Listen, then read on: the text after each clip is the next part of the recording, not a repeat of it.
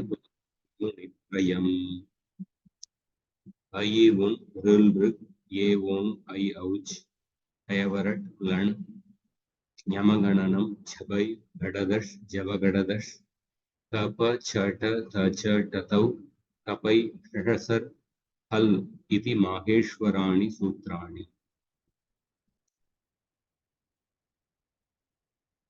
आज हम संधि के सूत्र का अभ्यास करेंगे। उसके पहले एक सूत्र जो पहले इसके पहले कक्षा में अभ्यास करना चाहिए था, वो छूट गया था, वो उसको पहले करेंगे। अनिदिताम फल उपदायाः किंगिति, ये सूत्र को आप देख सकते हैं स्क्रीन में।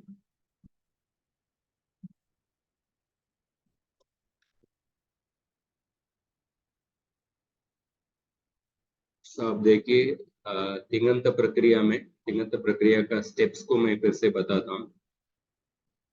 पहले धातु को लेंगे, धातु में इत संज्ञा का लोप करेंगे, इत संज्ञा लोप करके प्रयोग समवायी धातु, प्रयोग के लिए प्रयोग करने वाले धातु को लेंगे।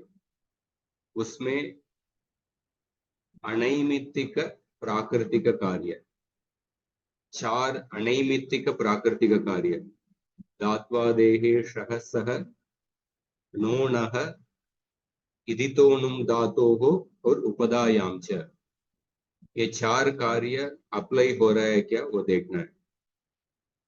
अगर ये 4 कार्य अप्लाई हो रहा है तो उसको करना है, अगर नहीं हो रहा है तो हमको आगे जाना है। तो अनैमित्तिक प्राकृतिक कार्य करने के बाद हम धातु से लकार को जोड़ेंगे। लकार को जोड़ने के बाद लकार के स्थान पर हम तिंग प्रत्यय को रखेंगे, लकार के स्थान पर तिंग प्रत्यय को रखेंगे। और लकार और धातु के बीच में विकर्ण प्रत्यय आएगा। ये जो विकर्ण प्रत्यय, अगर लकार सार्वधातुक लकार होगा तो ये विकर्ण प्रत्यय धातु के गण के अनुसार भिन्न भिन्न विकर्ण प्रत्यय होगा। अगर आर्ध धातु का लकार होगा तो बेस्ड ऑन द लकार, लकार के आधार पर सारे धातुओं के लिए एक ही विकर्ण प्रत्यय आएगा। और इस तरफ विकर्ण प्रत्यय बिठाने के बाद उसके बाद विकर्ण निमित्त अंग कार्य को करना, विकर्ण निमित्त अंग कार्य उसको धातु में करना है। और उसके उधर विकर्ण प्रत्यय आने के बाद अगर कुछ पर्टिकुलरली अडागम या आडागम का प्रसक्ति होगा तो अडागम या आडागम का प्रसक्ति तो लकार के अनुसार होता है। लुंग लंग लृंग षडुदातः और आडजादीना, ये 2 सूत्र से अडागम और आडागम, लंग लकार, लुंग लकार और लृंग लकार में अजादी धातुओं के लिए 8 आगम होता है, हलादी धातुओं के लिए 8 आगम होता है। 8 आगम होने के बाद आठश्च सूत्र से वृद्धि भी हम करेंगे। ये सब सूत्र हम पहले पढ़ चुके हैं। तो विकर्ण प्रत्यय आने के बाद विकर्ण निमित्त अंग कार्य करेंगे और उसके बाद जो तिंग प्रत्यय है, तिंग प्रत्यय को प्रत्यय निर्माण करेंगे। तो हम इस कक्षा में जो प्रत्यय निर्माण करने के बाद जो रेडीमेड प्रत्यय आपको मिलेगा, वो उस प्रत्यय का टेबल हम दे चुके हैं। अब आपको सो प्रत्यय निर्माण कैसे होता है, कौन सा सूत्र से होता है हर लकार के लिए, वो भी हम पढ़ चुके हैं। और प्रत्यय निर्माण करने के बाद तिंग प्रत्यय निमित्त अंग कार्य करेंगे। उस अंग कार्य के सामान्य सूत्र हम पढ़ चुके हैं। अंग कार्य का हमने 3 विभागों में पढ़े। 3 विभागों में क्या क्या 3 विभाग है, कोई बता सकते हैं? अंग कार्य का 3 विभाग किसी को याद है?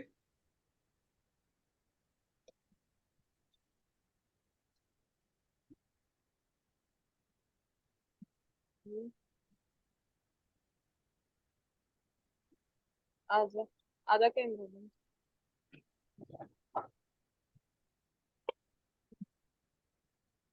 अंग कार्य का 3 विभाग। धातु प्रत्यय को पहले पित्त को देख के फिर उसके बाद पित्त फिर उस पर कित नित नित और नित से भिन्न जो आर्ध धातु प्रत्यय है उसके फिर 2 विभाग कित और नित और नित और नित। और जो पहला भाग है सार्वधातुक प्रत्यय पित्त का वो नित्वत होने से अपित्त कार्य आर्ध धातुक के नित के साथ जैसे समान हो जाएगा।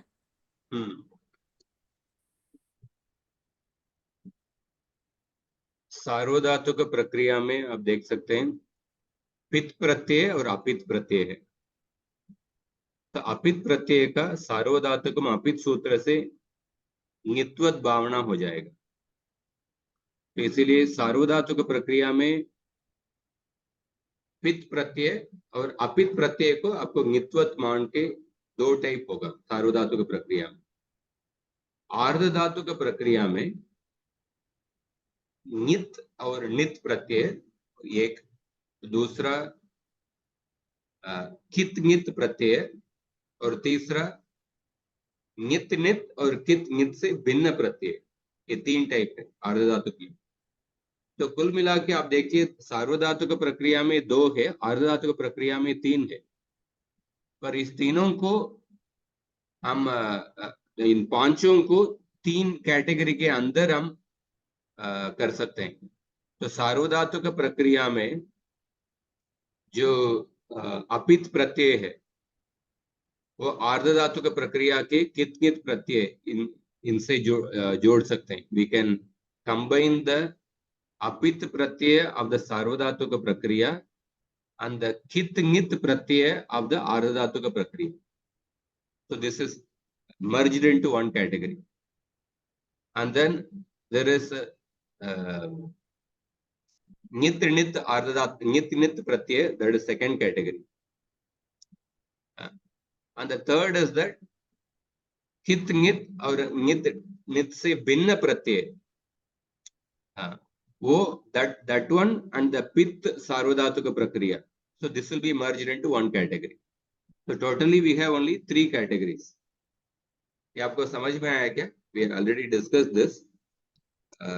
Just revising that. So prakriya is divided into essentially 3 categories. One is the नित नित प्रत्यय परे होने पर क्या अंग कार्य, this is one category. And second is कित नित प्रत्यय परे जो अंग कार्य, a second category. और तीसरा नित नित और कित नित से भिन्न प्रत्यय परे होने पर क्या क्या अंग कार्य। इन सामान्य अंग कार्यों को हमने देख चुके हैं। इसमें एक सूत्र बचा हुआ है, उसको आप देखेंगे। उसके बाद हम संधि कार्य करेंगे, क्योंकि अंग कार्य करने के बाद हमको संधि कार्य करना है। तो अंग कार्य और संधि कार्य, अंग कार्य और संधि कार्य का डिफरेंस क्या है? अंग कार्य करने के समय संपूर्ण प्रत्यय को हम देखेंगे। संपूर्ण प्रत्यय ये कित प्रत्यय है या ङित प्रत्यय है, ये नित प्रत्यय है या नित प्रत्यय है। संपूर्ण प्रत्यय का प्रॉपर्टी को देखेंगे और उसके अनुसार हम अंग कार्य करेंगे। पर संधि कार्य में केवल प्रत्यय के आदि वर्ण और अंग के अंतिम वर्ण, अंग के अंतिम वर्ण और प्रत्यय के आदि वर्ण, इसको ही देख के हम संधि कार्य करेंगे। अंग कार्य और संधि कार्य का डिफरेंस ये है। तो अंग कार्य में एक सूत्र बचा हुआ है, अनिदिताम हल उपदायाः किंगिति। तो किंगिति मतलब कित और ङित प्रत्यय परे अनिदित हलन्तस्य अंगस्य उपदा नकारस्य लोपः भवति। तो अनिदित हलंतस्य अंगस्य उपदा, तो उपदा नकार का लोप होगा, अनिदित हलंतस्य। तो इदित मतलब क्या है? इदित मतलब जो शब्द इसमें इकार का इत्संज्ञा है। तो अनिदित मतलब जिसमें इकार का इत्संज्ञा नहीं है। तो अनिदित हलंतस्य अंगस्य मतलब जो अनिदित शब्द है और हलंत भी है। यह अनिदित हलंतः शब्दः तस्य उपदाभूतस्य नकारस्य कित् प्रत्यये परे ङित् प्रत्यये परे अनेन सूत्रेण लोपः भवति। हाँ, तो उदाहरण देखिए, मंत धातु, मंत विलोडने इति कश्चन धातुः, अस्मिन् धातौ इकारः इत्संज्ञकः नास्ति। तो कुछ धातुओं में जब मूल धातु आप देखेंगे, जैसे विदिर छिदिर धातु, छिदिर धातु या भिदिर धातु, मूल धातु में इकार का इत्संज्ञा होगा, मतलब अनुनासिक वर्ण होगा जब उस समय इत्संज्ञा हो। तो मंत धातु में इसमें इकार का इत्संज्ञा नहीं है, इकार ही है ही नहीं। अस्मिन् धातौ इकारः इत्संज्ञकः नास्ति, अतः अयं धातुः अनिदित् अस्ति। तो इत्संज्ञकस्य अकारस्य लोपे कृते, तो मूल धातु इस मंत, मंत इज द मूल धातु। अस्मिन् धातोः अकारस्य इत्संज्ञा भवति, उपदेशे जनुनासिक यत् अनेन सूत्रेण अकारस्य इत्संज्ञा भवति, अतः तस्य लोपः भवति। इत्संज्ञक वर्णस्य लोपे कृते मंत इति हलन्तम् अंगम अवशिष्यते। तो इत्संज्ञा लोप होने के बाद मंत ऐसा अंग बचेगा। अतः अस्य कित् ङित् प्रत्यय परे, मंत ये अंग को कित् ङित्, मंत ये अंग देखिए, ये अनिदित धातु के हलंत अंग है। That is the condition of the सूत्र। कित् ङित् प्रत्यय परे उपदा नकारस्य लोपः भवति। तो उदाहरण देखिए, मंत प्लस त्वा प्रत्यय, त्वा प्रत्यय ये कृदंत प्रकरण का प्रत्यय, मंत प्लस त्वा प्रत्यय, और त्वा प्रत्यय में एक इडागम आएगा, तो इडागम विल कम बिफोर त्वा प्रत्यय। मंत plus that idagam will become part of the pratyay, so therefore idagam will also have the kith property. इडागमः प्रत्ययस्य अवयवः अस्ति, अतः इडागमस्य अपि इडागमम् अपि कित्वत् भवति, वो इडागम को भी कित्वत् प्रॉपर्टी होगा। तो मंत ई प्लस त्वा और इस अनिदितां हल उपदायाः किङिति अनेन सूत्रेण उपदा नकारस्य लोपः भवति, अतः मतित्वा इति रूपः भवति। अपरः उदाहरणः मंत प्लस यक प्लस ते। तो यक प्रत्यय भावे प्रयोगे, कर्मणि प्रयोगे, भावे प्रयोग और कर्मणि प्रयोग में सभी धातुओं से यक विकरण प्रत्यय आएगा, सार्वधातु के यक अनेन सूत्रेण। तो यक विकरण प्रत्यय ये कित् प्रत्यय है, इसलिए मंत प्लस यक में नकारस्य लोपः भवति, मत्यते। यदि अंगम इदित अस्ति या अजंतम, यदि अंगम अजंतम वा अस्ति तर्हि अयं लोपः न भवति। So we know that there is a process called as dalakritya. If the different conditions in the sutras are not fulfilled, the sutra should not work. उदाहरण देखिए, वदि अभवाद नस्तुत्वयोः, वदि धातु है, अयम धातुः इदित धातुः अस्ति, अतः इदितोनुम धातोः इत्यनेन अस्य धातोः नुमागमे नुमागमे कृत नुमागमे प्राप्ते वंद इति रूपम सिद्ध्यति। तो नुमागम करने के बाद नुमागम को किधर बिठाना है, कौन सा सूत्र से, कोई बता सकते हैं? नुमागम करना है तो उस नुमागम को किधर बिठाएंगे और कौन सा सूत्र से, कोई बताइए।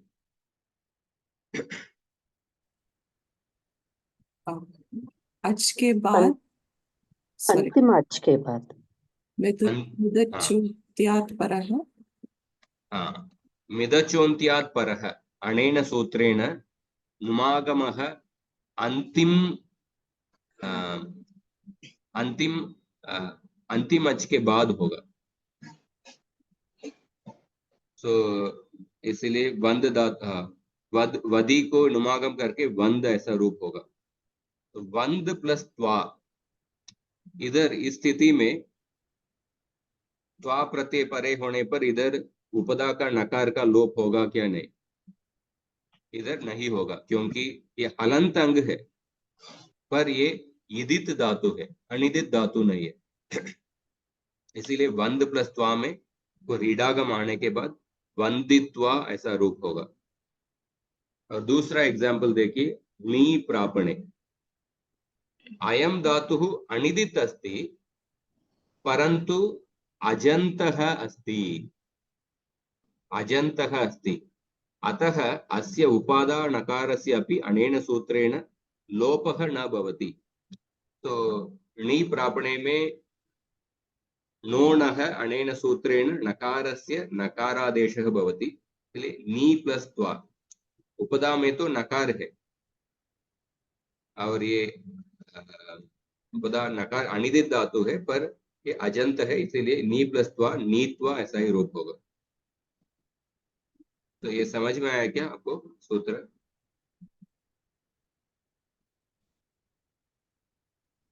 जी हाँ, ठीक है, देखिए इसके बाद हम संधि को प्रारंभ करेंगे।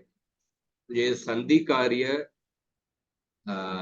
अंग कार्य करने के बाद अंतिम में करेंगे। और संधि के सूत्र देखिए छठे अध्याय में है और अष्टम अध्याय में है।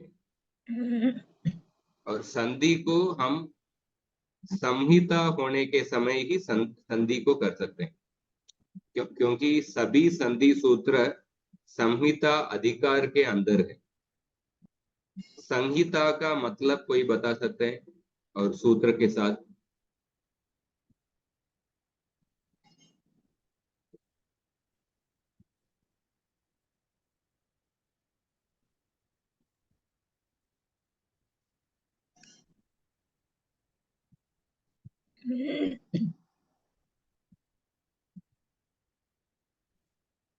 अगर दो वर्णों के बीच में तत्काल उच्चारण होता है तो संहिता है। सूत्र याद है?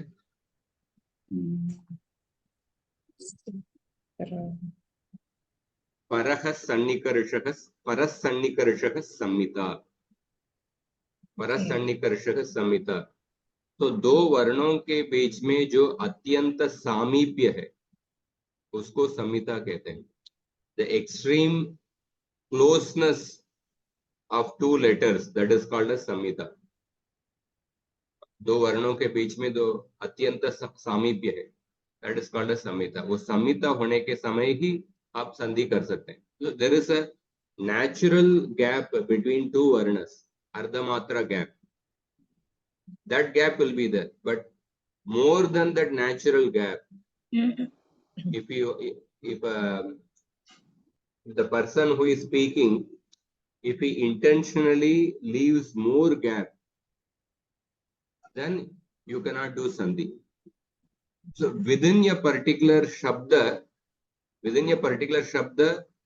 दो वर्णों के बीच में हमेशा संहिता रहेगा। सपोज रामः, if I say रामः, रेफ और आकार के बीच में हमेशा संहिता रहेगा।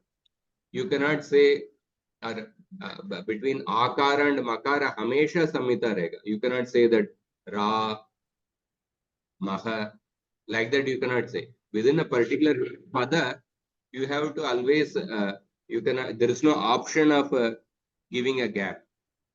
But between one pada and another pada, between Ramaha Gacchati, Ramaha Gacchati, or Ramo Gacchati. Suppose if you leave here, if there is Samhita, then you have to do the Sandhi. So because of that, Ramaha Gacchati will become Ramo Gacchati. But if the person desires to leave a more gap, more than the Ardha Matra between two padas, then you cannot do the Sandhi. Then it will become Ramaha Gacchati. So some Sandhi karyas can be done only when there is Samhita. Samhita means Parasannikarshaka Samhita. वर्णों के अत्यंत सामीप्य को संहिता कहते हैं. So संधि के सूत्र छठे अध्याय में भी है और अष्टम अध्याय में भी है. अच संधि के सूत्र छठे अध्याय में है और हल संधि के सूत्र अष्टम अध्याय में. अब देखिए, अगर अच के बाद हल आएगा तो कुछ संधि नहीं होगा. अच के बाद अच आएगा तो संधि होगा. अच के बाद अच आएगा तो संधि होगा. अच के बाद हल आएगा तो कुछ संधि नहीं होगा. और हल के बाद अच आएगा तो आपको केवल वर्ण मेलन करना है. I'm just giving a general rule. Sometimes there may be some exception. हल के बाद अच आएगा तो नॉर्मली वर्ण मेलन ही होता है. हल के बाद हल आएगा तो उस समय संधि होगा, वो हल संधि होगा. तो अभी हम संधि को संधि के सूत्र में पढ़ने के समय हम हल संधि को अभी पढ़ने वाले हैं. कुछ सूत्र आपको हम पहले पढ़ चुके हैं, जैसे इको यणचि सूत्र. इको यणचि, इक के इकः स्थाने अचि परे यणादेशः भवति. हाँ, येऊ का? तो इको यणचि इकः स्थाने अचि परे यणादेशः भवति. अयं संधिः अच संधिः अस्ति. अच संधि का उदाहरण. तो हल संधि में देखिए, ऐसे मेंशन्ड, संधि कार्य में हमको सिर्फ आदि वर्ण को देखना है. अंतिम वर्ण और आदि वर्ण दोनों को देखना है. तो अभी आचार्य, हाँ, एक पूछना था, ये विसर्ग आता है तो उसको किस कैटेगरी में डालने का है? विसर्ग संधि बोलते हैं एक्चुअली. लाइक तो एक्चुअली अच में है क्या हल? क्या हल भी नहीं है, अच भी नहीं है. नॉर्मली सिद्धांत कौमुदी के अनुसार वो संधि को 3 टाइप डिवाइड करते हैं. अच संधि, हल संधि, विसर्ग संधि. ऐसा 3 तरीके से डिवाइड करते हैं सिद्धांत कौमुदी के सूत्रों के अनुसार. माता जी के पुस्तक के अनुसार that she is not following that pattern. माता जी के संधि का इसमें थोड़ा अलग पैटर्न में है. उस पैटर्न में हम सीखने वाले हैं. इस पैटर्न थोड़ा आसान भी है. चलिए, विसर्ग संधि सूत्र, ऐसा भी सेपरेट लिस्ट ऑफ सूत्र सर. विसर्ग के बाद विसर्ग को क्या होगा, सकार आदेश, शकार आदेश, विसर्ग को विसर्ग ही होगा, वो सब हो भी है. हाँ, धन्यवाद. हाँ, दीप्ति माता जी, आपको कुछ पूछना? ये एक प्रश्न आया था टेलीग्राम ग्रुप में, संहिता और संयोग का अंतर क्या है? परसन्निकर्ष संहिता के कॉन्टेक्स्ट में है. सो उसमें ये एक अव्यवहित रूपेण, और ये व्यवहिता आई थिंक शुरू से जो हम लोग कह रहे हैं, थोड़ी सी अभी क्लैरिटी नहीं आ रही. हाँ, संयोग मतलब हलोनंतरा संयोग. 2 हल के बीच में, 2 व्यंजन के बीच में अच नहीं हो तो उसको संयोग कहते हैं, दैट इज संयोग। बिटवीन टू हल there should not be ach, that is the संयोग। परसन्निकर्षः संहिता, let me show that।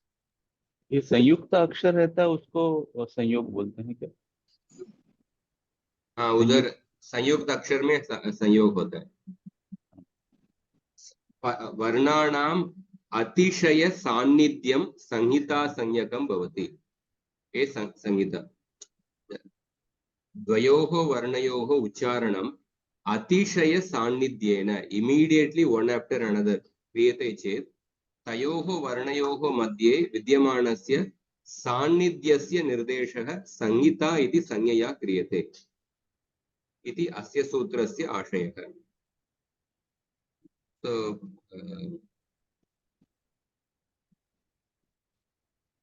रामः, इसमें रामः if we separate the रामः शब्द र आ म अ and then विसर्ग, एतेषां सर्वेषां वर्णानां क्रमेण उच्चारणं क्रियते चेदेव रामः इति शब्दस्य सम्यक् श्रवणं संभवति।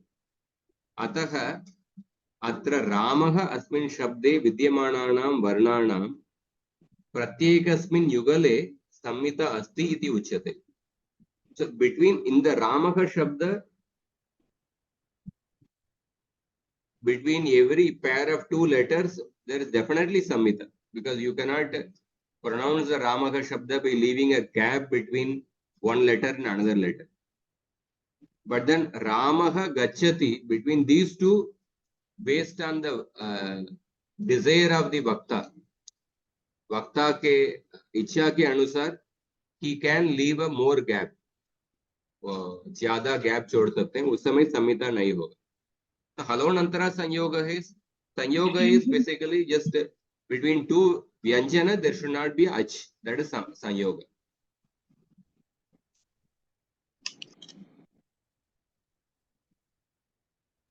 संहिता तु स्वर व्यंजन योः मध्ये अपि भवितुम् अर्हति, अतः संहिता अस्ति चेत् संयोगः अपि अस्ति इति च उच्यतम्। बट संयोग अस्ति चेत् संहिता विद्यते। This is when there is samhita, there will be sanyog, but when there is sanyog, there need not be samhita. Is that? That is also correct. When there is samhita,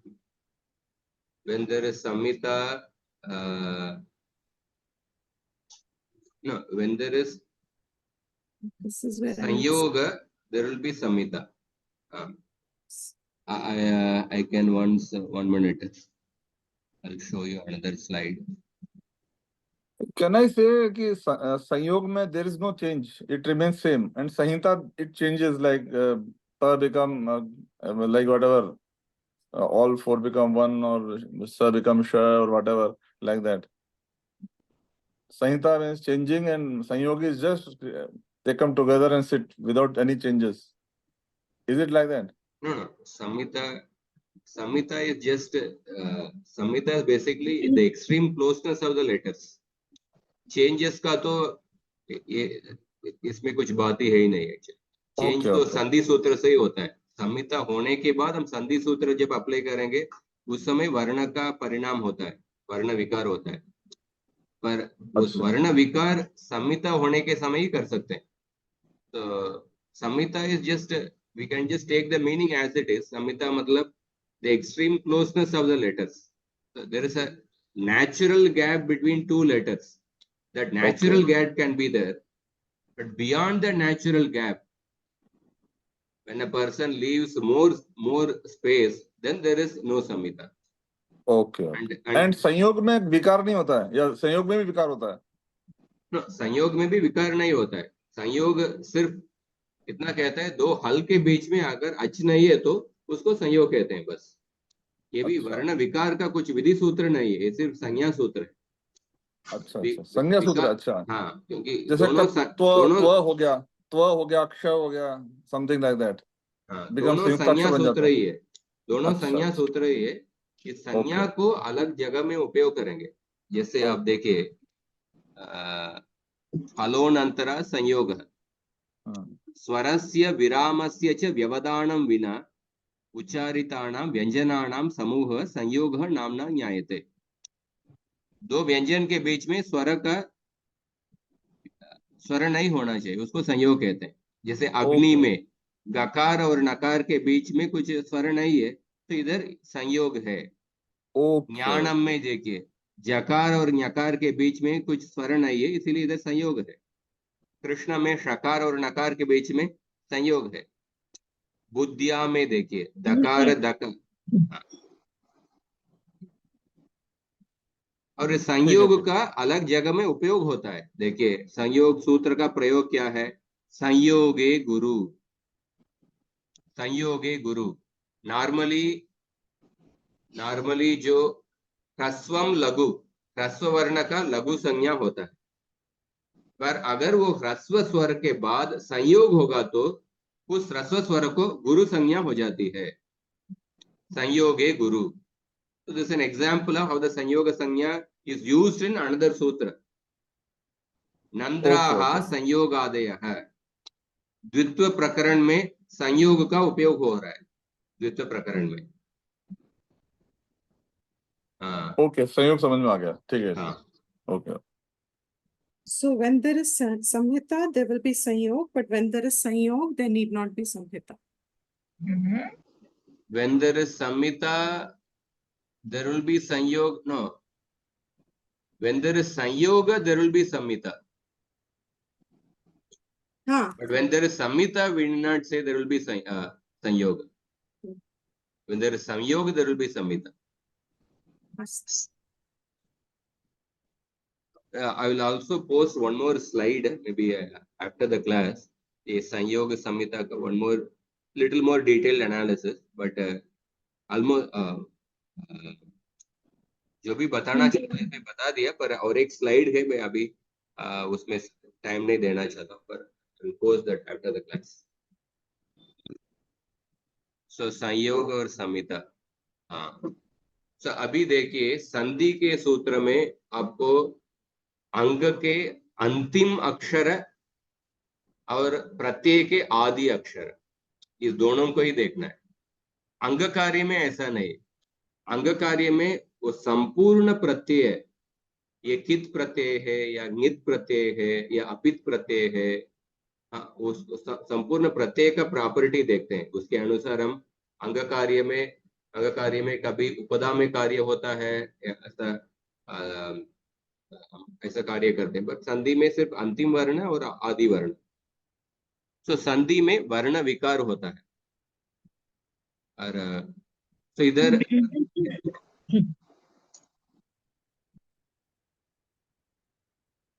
कोई कुछ पूछ रहे थे?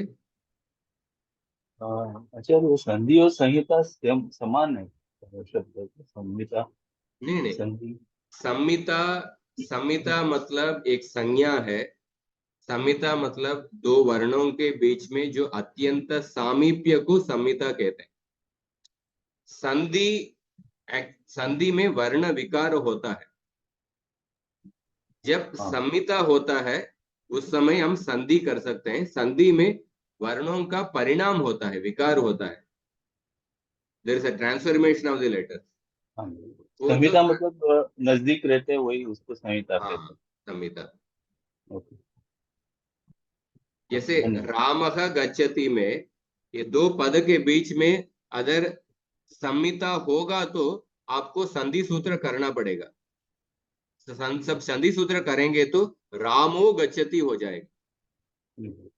पर अगर संहिता नहीं है, मतलब जो वक्ता रामः शब्द के बाद अर्ध मात्रा से थोड़ा ज्यादा गैप दे के बोलना चाहते हैं, उस समय संहिता नहीं है, तो उस समय तो संधि सूत्र नहीं कर सकते हैं, इसलिए वर्ण विकार नहीं होगा।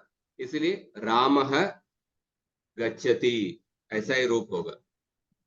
पर जब वक्ता दोनों पद को जो संहिता से बोलना चाहते हैं उस समय संधि करके ही आपको बोलना पड़ेगा। तो जब किताब में जब देखते हैं, किताब में हमेशा संधि करके ही लिखते हैं। It is assumed that there is samhita between two पदस तो देयरफॉर किताब में जो लिखित रूप में जो चीज है उसमें संधि करके ही लिखते हैं। तो आपने अभी जो एग्जांपल दिया राम गच्छति, तो विसर्ग का उच्चारण नहीं होगा, फिर संधि करेंगे तो रामो गच्छति संधि ऐसा होगा। करेंगे तो विसर्ग का उच्चारण नहीं होगा। राम गच्छति में क्या संधि होता है? पहले एक मिनट, अतोरोर प्लुताद प्लुते हशीच रामः गच्छति में पहले ससजुषो रुहु से रुत्व होगा, उसके बाद हशीच सूत्र से उस रुत्व का उत्व होगा, उसके बाद आद गुण से गुण होगा, इसलिए रामो गच्छति। ऐसा तीन सूत्र होने के, तीन सूत्र अप्लाई करके रामो गच्छति हो जाता है। हाँ, धन्यवाद। हाँ, वो सूत्र अभी पढ़े नहीं, पर मैं जस्ट बता रहा हूँ। एक्चुअली संहिता होगा, ऐसा संधि करके आपको बोलना पड़ेगा रामो गच्छति ऐसा। हाँ, धन्यवाद।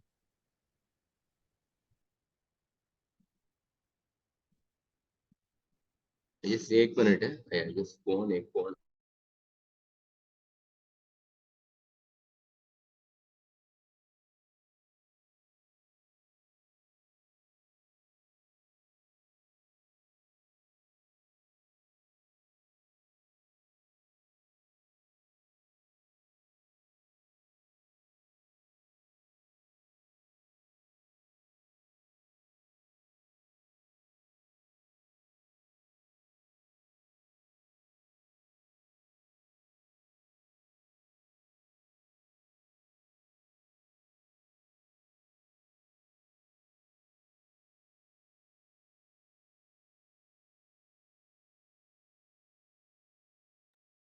आपका म्यूट है शायद। हाँ सर, संधि में आप देखिए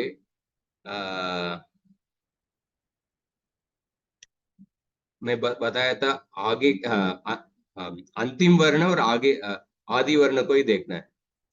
तो हम तिङंत प्रक्रिया में प्रत्यय के आदि वर्ण को हम देख रहे हैं। प्रत्यय के आदि वर्ण में कुछ वर्ण आपको हमेशा मिलेगा ही नहीं, क्योंकि कुछ वर्ण इत्संज्ञा होके उसका लोप हो जाता है।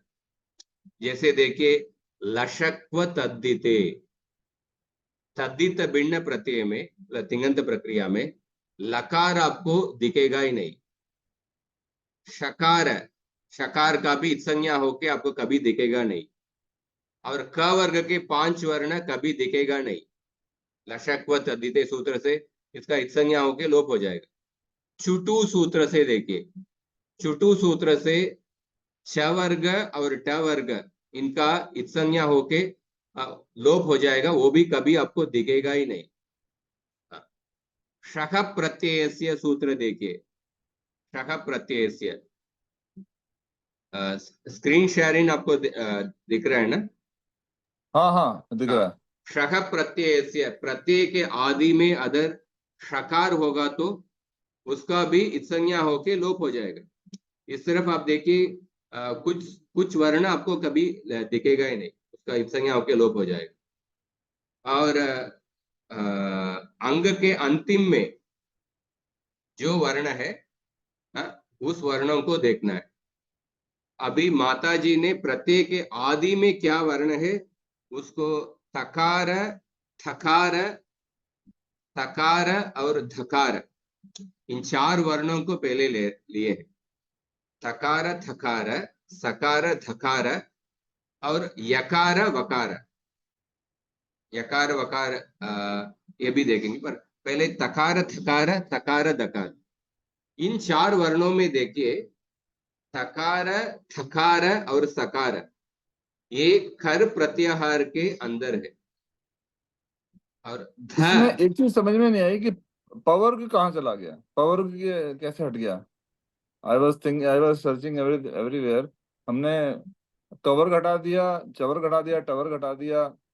पवर्ग है, पर आप पावर किस तिङंत, सूत्र? हाँ, तिङंत प्रक्रिया में प्रत्यय में कोई प्रत्यय में पवर्ग आदि में है क्या देखिए। हाँ नहीं, वैसे बिल्कुल नहीं है वो। हाँ, पवर्ग हो ठीक। सकता है, हाँ, हाँ, दूसरे प्रत्यय में आ सकता है, पर तिङंत प्रक्रिया में तिगन में नहीं है। ओके। तिङंत में नहीं है।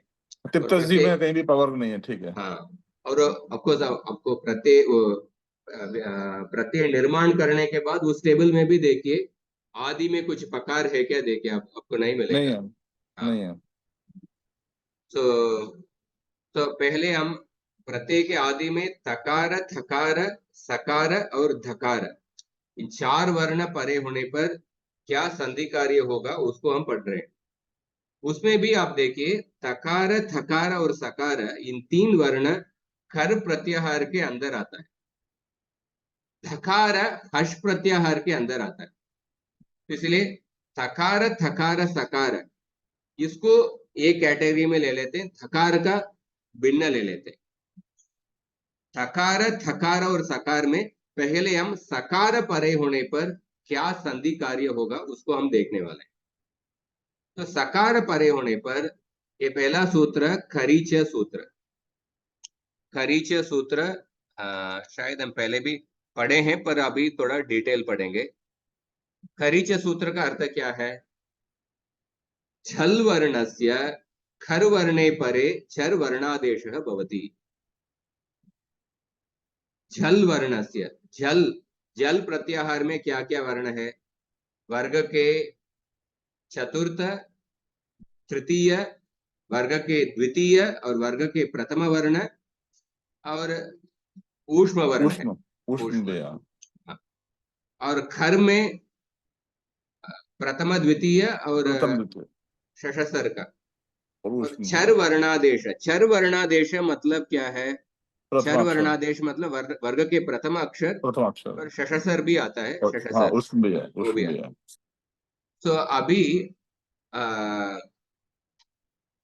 झल में आपको अंग के अंतिम में खवर्ग का वर्ण देखते हैं। खवर्ग एग्जाम्पल, अंग के ख, ख, ग, ग, एतेषां चर्त्वे कृते तेषां स्थानेन आंतरतम्येन ककारः विधीयते। तो ककार, ककार, गकार, गकार, इसके परे सकारादि प्रत्यय परे होने पर, हम अभी सकारादि प्रत्यय परे होने पर उसका संधि देख रहे हैं। सकारादि प्रत्यय परे होने पर तो करीच इज अ ब्रॉडर एप्लीकेशन। जल वर्णस्य खर वर्णे परे, खर वर्णे परे चर वर्णादेश भवति। हम पहले हम सकारादि प्रत्यय, सकार परे होने पर क्या कार्य होगा ऐसा देख रहे हैं। तो सकार परे होने पर अगर वर्ग के अंग के अंत में ककार, ककार, गकार, गकार होगा तो उसको खकार आदेश हो जाएगा।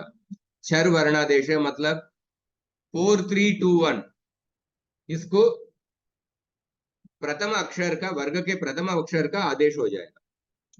तो माता जी ने क्या उदाहरण दिए उसको मैं बताता हूं। माता जी ने क्या उदाहरण दिए?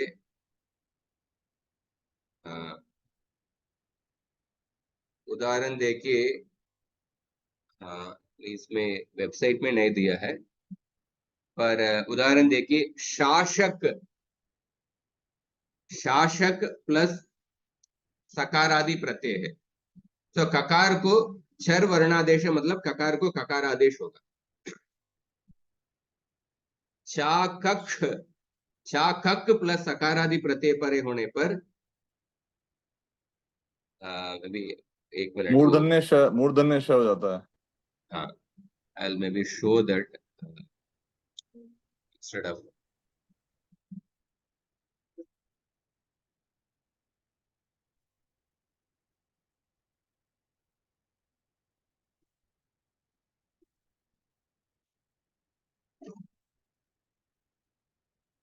इसमें, हाँ हाँ, इसमें डाला था, आज डाला था किसी हाँ, ने। तो देखेंगे तो आपको सुलभ में।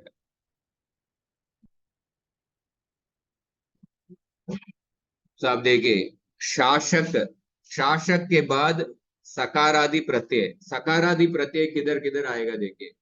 सिप प्रत्यय सकारादि प्रत्यय, सीयूट प्रत्यय आएगा।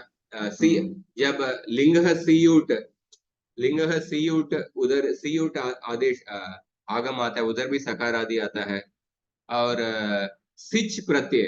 तो अभी जो संधि कार्य पढ़ रहे हैं ये सिर्फ सार्वधातुक प्रक्रिया के लिए नहीं, सभी के लिए आर्धधातुक प्रक्रिया में भी उपयोग होगा, आर्धधातुक प्रक्रिया में भी उपयोग होगा। तो सिच प्रत्यय लुंग लकार में आएगा, लुंग लकार में तो ये आर्धधातुक प्रक्रिया है पर उधर भी उपयोग होगा। सीयूट ये आशीर लिंग में आता है, सॉरी सीयूट विधिलिंग में भी आता है। सीयूट प्रत्यय अगर आर्धधातुक प्रक्रिया में भी अगर आप सकारादि प्रत्यय होगा तो उधर भी उपयोग होगा। तो शासक और सकारादि प्रत्यय होगा तो शासक होगा। और उसके बाद देखिए शासक और सी प्रत्यय से समझ लीजिए। और उसके बाद आपको आदेश प्रत्ययो हो, ये सूत्र हम पहले पढ़ चुके हैं, इसलिए मैं रिपीट नहीं करने वाला हूं। इसलिए आदेश प्रत्ययो से उस सकार को शकार आदेश होगा। और उसके बाद संयुक्त अक्षरों के शासक शी ऐसा रूप हो जाएगा। और चाकक प्लस सी प्रत्यय खरीचे सूत्र से ककार को खकार आदेश होके उसके बाद आदेश प्रत्यय हो चाकक्षी।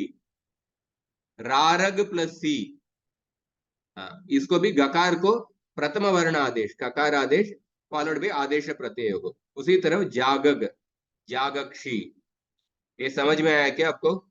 हाँ, ये तो बहुत क्लियर हो गया था, माता जी ने बताया था हाँ तभी क्लियर हो गया था। ठीक आगे है। थोड़ा दिक्कत है हमको, ढ और शडो में दिक्कत है हाँ वो नहीं समझ ठीक में है। आया था। हाँ इसमें देख लीजिए रारट प्लस सी, रारट प्लस सी, इधर टकार का तो चर वर्णादेश टकार ही रहेगा। उसके बाद आपको इधर स्टुनाष्टुहु अप्लाई करना है। स्टुनाष्टुहु सूत्र हम एक बार पहले पढ़ चुके हैं। स्तोष चुनाष्टुहु और स्टुनाष्टुहु, ये दो सूत्र देख लिए। स्टुनाष्टुहु तोष चुनाष्टुहु और उसके बाद तुरंत स्टुनाष्टुहु सूत्र। सकार तवर्ग और शकार चवर्ग इनका योग होने पर सकार तवर्ग के स्थान पर शकार चवर्ग आदेश होगा, ये स्तोष चुनाष्टुहु। और स्टुनाष्टुहु क्या है? सकार तवर्ग और शकार क्या टवर्ग। इसका मतलब क्या हुआ सकार चवर्ग का? हाँ सकार चवर्ग का मतलब सकार चवर्ग का आदेश होगा, इसका मतलब क्या होगा? सकार तवर्ग और शकार चवर्ग इनका योग में, योग मतलब आगे भी, दोनों का आगे पीछे हो सकता है। नॉर्मली इको एनर्जी में इक के बाद अच, दैट इज द क्रम। अच के बाद इको होगा तो इको एनर्जी नहीं कर सकते, इक के बाद अच होगा तो इक के स्थान पर यणादेश होगा। पर ठीक है। स्तोष चुनाष्टुक में चुना में तृतीया विभक्ति उपयोग किए हैं। तृतीया विभक्ति उपयोग करने से योग ऐसा समझना है, मतलब सकार तवर्ग के बाद शकार चवर्ग और शकार चवर्ग के बाद सकार तवर्ग, दोनों केस में इस सूत्र का उपयोग होगा। तो क्या कार्य होगा? सकार तवर्ग के स्थान पर शकार चवर्ग आदेश होगा, मतलब सकार के स्थान पर शकार आदेश और तवर्ग के स्थान पर चवर्ग आदेश होगा। रामस प्लस शेते में देखिए सकार तवर्ग और शकार चवर्ग, तो इसमें सकार तवर्ग के स्थान पर शकार चवर्ग आदेश होगा। तो आपको स्थानांतरतम वो सब देखना पड़ेगा, पर संक्षेप में सकार के स्थान पर शकार आदेश होगा। राम शेते ऐसा रूप। नहीं, ये तो समझ में आ गया, सकार हाँ का शकार होगा, लेकिन चवर्ग और तवर्ग इसमें जुड़ रहा है, वो समझ में नहीं आया कि सकार तवर्ग की जगह शकार चवर्ग होगा। ये जो सकार के साथ तवर्ग और शकार के साथ चवर्ग जुड़ रहा है, वो कैसे, वो नहीं समझ में आया एग्जाम्पल। चवर्ग के, तवर्ग के बाद चवर्ग होगा तो उसका एग्जाम्पल देखिए। नहीं, सकार तवर्ग, इसका मतलब क्या हो? सकार तो सकार होता है, सकार तवर्ग और सकार तो दोनों अलग अलग चीज है। तवर्ग तो होता है तवर्ग इज बेसिकली 5 लेटर्स, 5 लेटर्स, सकार इज ओनली 1 लेटर। तो ये 6 अक्षर सकार और तवर्ग कुल मिला के 6 अक्षर अच्छा है। जोड़ के, अच्छा ओके, हाँ सकार कुल मिला प्लस के 6 तवर्ग, अक्षर। Okay in okay 6 correct. अक्षरों में एक अक्षर, इन ये 6 अक्षरों में कोई भी एक अक्षर, और दूसरा शकार छ वर्ग, इसमें भी 6 अक्षर है। इन 6 अक्षरों में कोई भी एक अक्षर, इनका योग होने के समय, ओके ओके जैसे ठीक है। इको इको एनची में इक में कितना 4 ई उ री 4 वर्ण है, 4 हो गए, हाँ। और अच में पूरे स्वर है। हम्म इक के बाद अच, this 4 letters followed by all the अच, देन इक के स्थान पर यणादेश। इधर सकार त वर्ग मतलब 6 letters are there totally, और 6 अक्षर है, और शकार च वर्ग इधर 6 अक्षर है। इन ओके 6 ओके 2 सेट है, एक सेट का 6 अक्षर है, दूसरा सेट का 6 अक्षर है। इनका योग होने के समय सकार त वर्ग के स्थान पर शकार च वर्ग आदेश होगा। हाँ, और और वाइस वर्सा, वाइस हाँ, वर्सा, ठीक है। वॉइस वर्सा। और स्टुनाष्टुहु में पहले सूत्र का वही अर्थ है, सकार त वर्ग को और शकार ट वर्ग, शकार च वर्ग के स्थान पर शकार ट वर्ग ले लीजिए। स्टुनाष्टुहु, स्तोहो का अनुवृत्ति आ रहा है, स्तोहो का पहले सूत्र से अनुवृत्ति आ रहा है, इसीलिए संपूर्ण सूत्र क्या है, स्तोहो स्टुनाष्टुहु, ये संपूर्ण सूत्र है। तो सकार त वर्ग और शकार ट वर्ग, इनका योग होने के समय सकार त वर्ग के स्थान पर शकार ट वर्ग आदेश होगा। ये स्टुनाष्टुहु।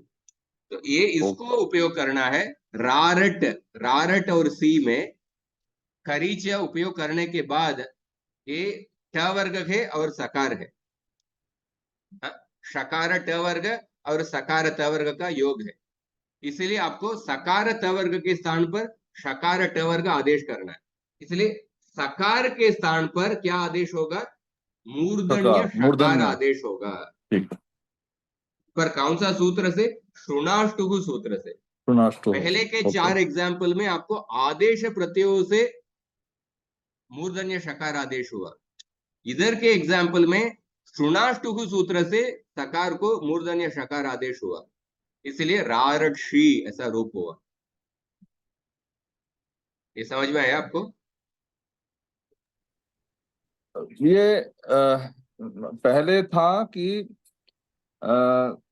सकार और तवर्ग को शकार चवर्ग होगा, तो मतलब इसमें 2 सूत्र लगे हैं। पहले सी का तालव्य स बना है, श बना है, फिर उसके बाद श्नाष्टु लग के फिर वो श जो श बना है, ऐसा है ना? ऐसा हो एक रहा ही है। सूत्र, तोष चुनाष्टुहु, तोष चुनाहु सूत्र, सकार त वर्ग और शकार च वर्ग, इनका योग पे वो सूत्र अप्लाई करना है।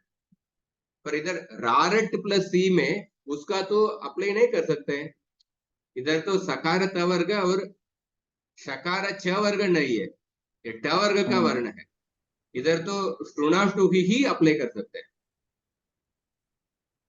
ओके रारट प्लस सी, इधर श्रुणाष्टु सूत्र क्या है, सकार त वर्ग और शकार ट वर्ग, इनका योग होने पर वही इधर अप्लाई कर सकते हैं, एक ही सूत्र अप्लाई हुआ है। करीचे ओके पहले हुआ है, उसके बाद श्रुणाष्टु, तो करीचे फॉलोड बाय श्रुणाष्टु। मूर्धन्य शकार कैसे आ गया इधर? श मूर्धन्य जो शकार है हाँ, कृष्णाष्टु से वो आया ना? कैसे? श्रुणाष्टु से। अच्छा, हाँ ओके। अब देखिए श्रुणाष्टु में सकार तवर्गयोः शकार टवर्गाभ्याम योगे संहितायाम शकार टवर्गौ स्तः, सकार तवर्ग के स्थान पर शकार हाँ टवर्ग आदेश होगा, हाँ, सकार के स्थान पर शकार आदेश होगा, तवर्ग के स्थान पर टवर्ग आदेश होगा। अच्छा ओके, धन्यवाद। तो रारट शी। और दूसरा एग्जाम्पल देखिए, मामट प्लस सी, इधर पहले खरीच से ठकार को ठकार आदेश होगा, उसके बाद सेम श्रुणाष्टु अप्लाई करके मामट श्री होगा, मामट श्री। और लालड प्लस सी में पहले करीचे से डकार को टकार आदेश होगा, प्रथम वर्ण आदेश, और उसके बाद श्रुणाष्टु लालट श्री। ठीक है, ये एग्जाम्पल समझ में आया आपको? प्रथम वर्ण का आदेश कैसे होता है? खरीचे से। खरीचे से, अच्छा, हाँ, तो चर्त्व ये भी होता है। अनुवृत्ति, अनुवृत्ति है क्या इसका? न खरीचे अभी अभी पढ़े है ना। झल वर्णस्य स्थाने हाँ खरी परे चर वर्णादेशः भवति। हाँ हाँ, झल वर्णस्य स्थाने वर्ग के चतुर्थ, तृतीय और द्वितीय और प्रथम वर्ण, इनके स्थान पर सकार परे होने पर प्रथम वर्ण आदेश होगा। वर्ग के चतुर्थ, तृतीय, द्वितीय और प्रथम के स्थान पर प्रथम वर्ण आदेश होगा सकार परे होने हाँ ओके। पर। करीच सूत्र इस करी परे, पर हम पर्टिकुलरली सकार परे होने का संधि संधि पढ़ रहे हैं पहले। अच्छा हाँ।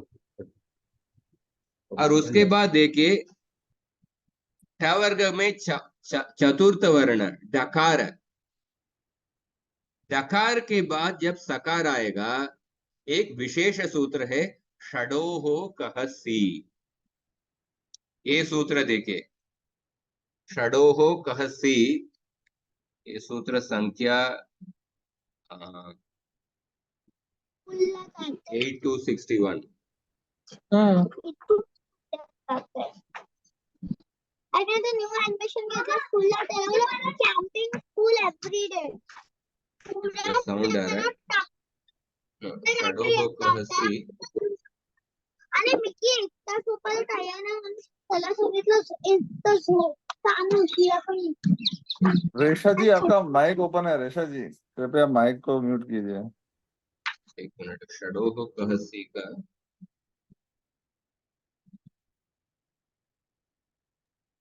8 to 41। 8 to 41। Thank you.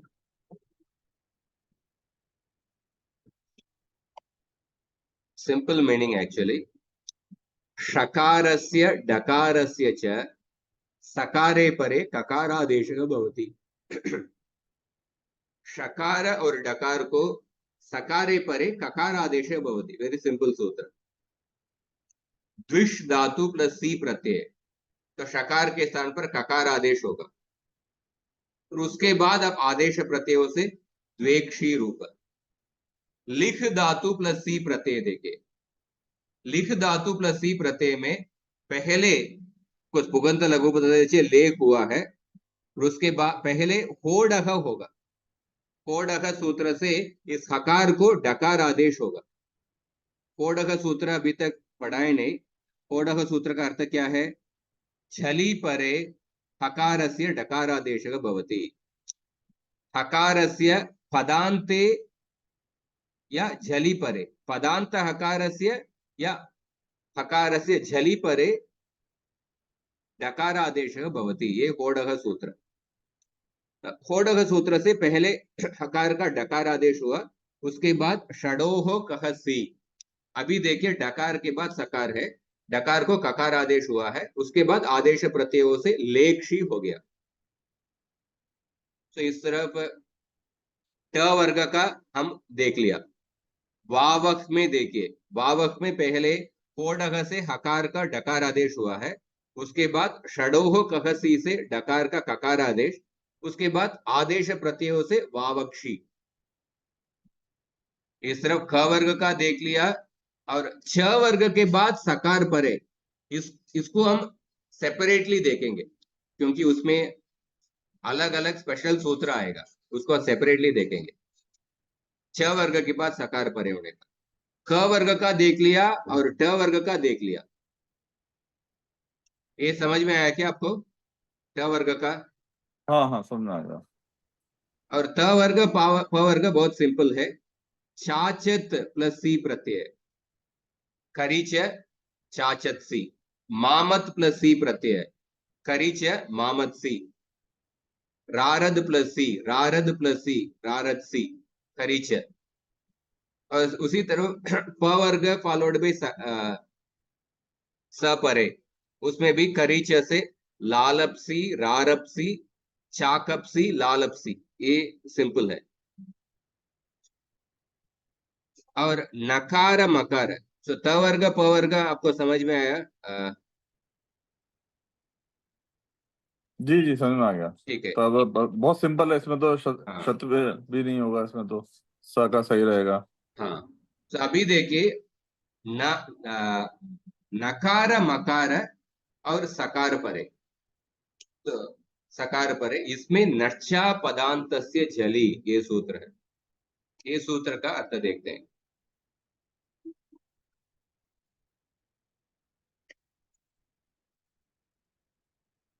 नश्चा पदांतस्य जली, आपदांत मकारस्य आपदांत नकारस्य च झल वर्णे परे संहितायाम अनुस्वारादेशः भवति। आपदांत नकार और मकार को झल वर्णे परे, तो सूत्र का जो काम, तो इसका काम का एरिया तो बड़ा है, जल वर्णे परे, पर हम पर्टिकुलरली सकार परे का हम देख रहे हैं। तो सकार तो जल वर्ण के अंदर आता है। तो आपदांत मकार और नकार को सकार परे होने पर अनुस्वार आदेश होगा। इसलिए मम्मन नकार को अनुस्वार आदेश होके मम्मम सी, नन्नम प्लस सी, नन्नम सी, ऐसा रूप हो गया, नन्नम सी। ठीक है। और अपदांत क्या हुआ? अपदांत मतलब जो पद के अंत में नहीं है। तो ये तो मामन तो पद ही हो गया ना एक नहीं तरह नहीं, से। पद का अर्थ क्या है? पद का अर्थ क्या है बताइए। पद क्या है? पद क्या होता है, कोई बता सकता है? सुप्तिगंतम पदम। सुप्तिंगंतम पदम। अच्छा, ओके। सुपूर्ति लगने के बाद पद बनता है, ओके। हाँ, वो संपूर्ण का पद होता है। तो इसमें उदाहरण जब पद के अंत में होगा उस समय दूसरा सूत्र, आई थिंक मूण स्वर है। पदांत मकारस्य संहितायां व्यंजने परे अनुस्वारादेश भवति। हरिम वंदे, इधर जो मकार है ये पद के अंत में है। तो पदांत मकारस्य संहितायां प्रकृत सूत्रेण अनुस्वारे कृते हरिम वंदे ऐसा होगा। संहरति, इधर मूण स्वारः सूत्र से पदांत मकार को व्यंजने परे अनुस्वारादेश भवति। हरिम वंदे, संहरति, अलंग अलम कृत्य, ऐसा रूप होगा।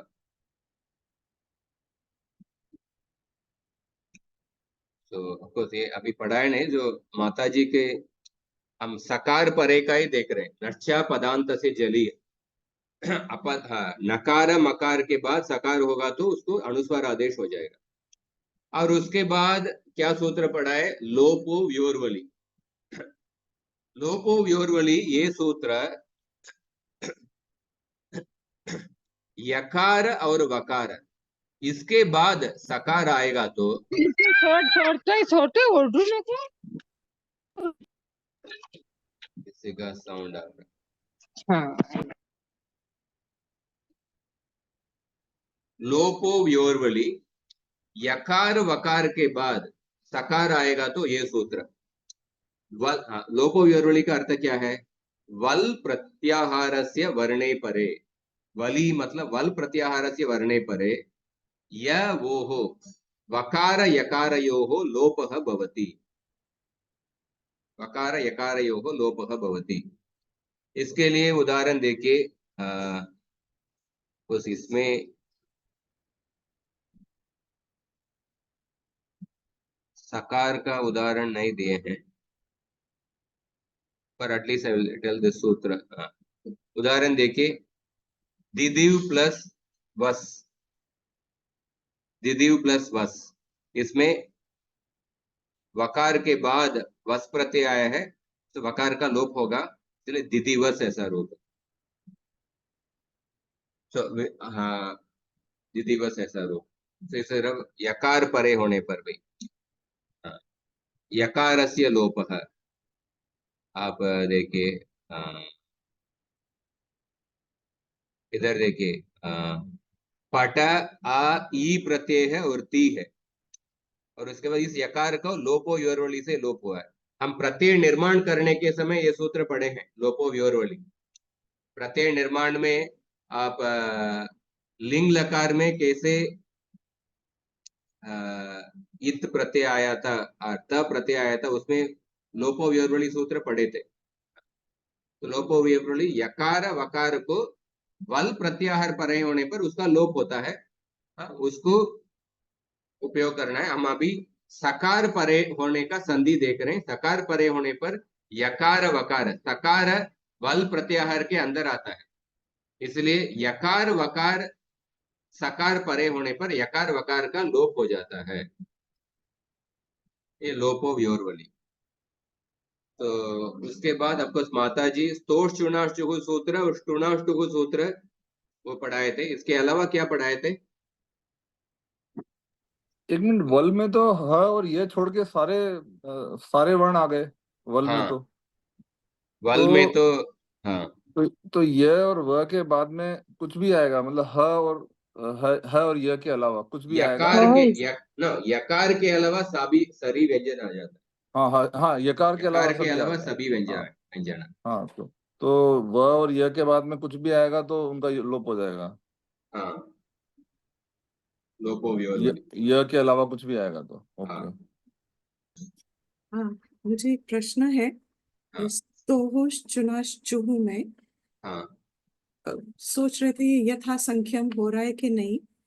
तो नीचे काशिका में लिखा है स्तोहोश चुनाश चुनेति यथा संख्यम अत्र नेष्यते, और हाँ। फिर नीचे लिखा है आदेशे तु यथा संख्यम इष्यते। ये थोड़ा कंफ्यूजिंग हो गया कि क्या इसमें यथा संख्यम हो रहा है और क्या नहीं हो। जो आदेश है वो कह रहे हैं कि हो रहा है, और स्तोहोश चुना नहीं हो रहा। मतलब आई कुडंट अंडरस्टैंड दिस। सकार तवर्गयोः शकार चवर्गाभ्यां सन्निपाते शकार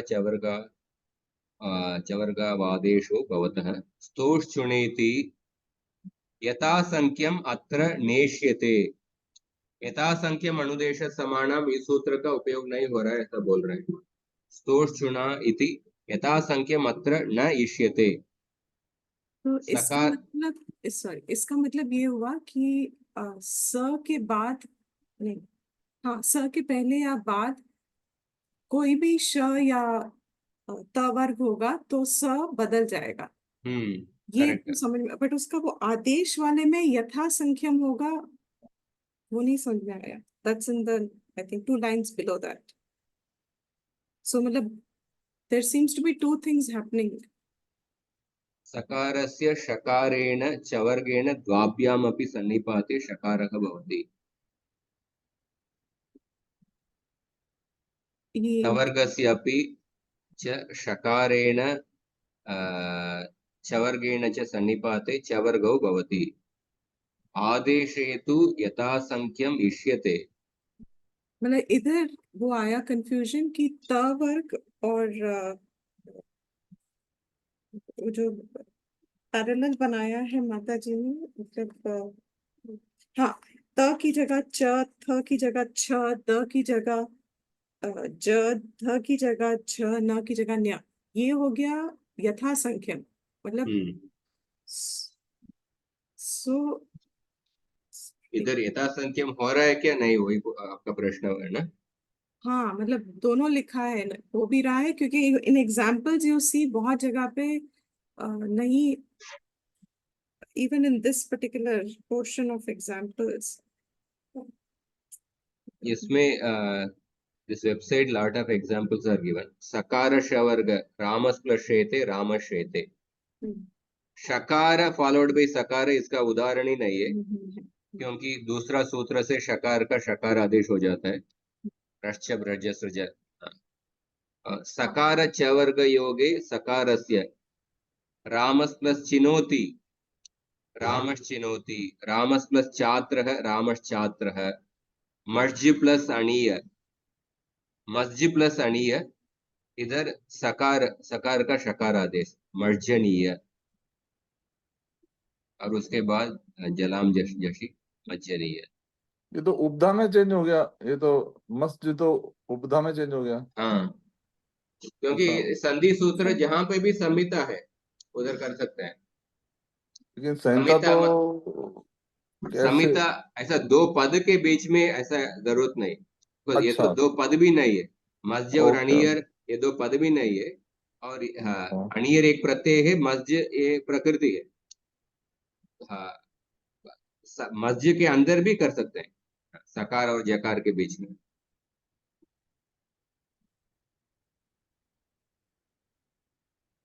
सकार और जकार इसका उदाहरण नहीं है, सकार ञकार का उदाहरण नहीं है। छ वर्ग और सकार इसमें दूसरा छ वर्ग फॉलोड बाई सकार, ये अभी नहीं पढ़ रहे हैं क्योंकि अलग सूत्र, छ वर्ग के बाद सब सकार होगा, उसके लिए सब अलग सेपरेट सूत्र सर है। चोहो कुकू और उसका अपवाद सूत्र होगा, वो आप अलग से पढ़ेंगे। थ वर्ग के बाद शकार, भवान त शेते, सो चुनाचुको से भवान शेते, उसके बाद फिर से सो चुनाचुको भवान शेते, दो बार दो बार।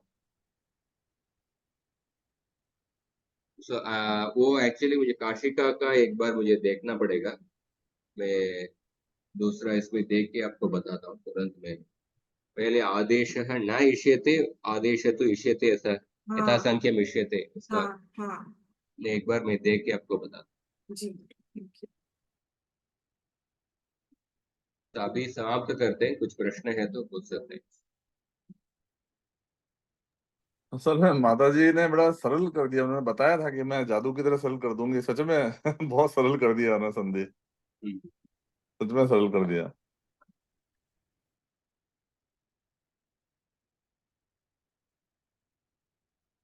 ठीक है,